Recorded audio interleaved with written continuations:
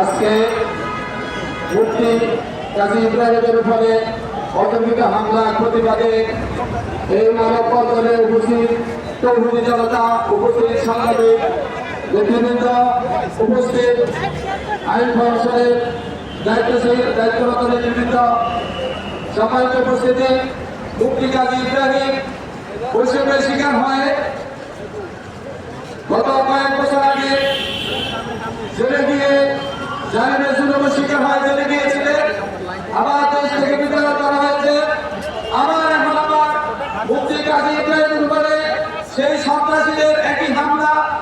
এই হামলা আমরা তীব্র নিন্দা এবং প্রতিবাদ জানাচ্ছি। হামলার কারীদেরকে অনতিবিলম্বে গ্রেপ্তার করে যদি আইনের আওতায় না আনা হয়, তাহলে আমরা এর চেয়েও কঠিন কর্মসূচি দিতে বাধ্য হব। সম্মানিত উপস্থিতি, মুফতি কাজী ইব্রাহিম, আমরা লক্ষ্মীপুরবাসীর পক্ষ থেকে আজকের মানববন্ধনে অংশগ্রহণ করলাম। মুফতি কাজী ইব্রাহিম বশিরপুরের নয়, লক্ষ্মীপুরের নয়, মুফতি কাজী ইব্রাহিম এ বাংলাদেশের সম্পদ। মুফতি কাজী ইব্রাহিম জাতীয় সম্পদ। মুফতি কাজী ইব্রাহিমকে কেউ যদি ছোট করে দেখেন, কেউ যদি কাজী ইব্রাহিমের দিকে চোখ তুলে আবার তাকানোর চেষ্টা করেন, সেই চোখ আমরা মুখে করব।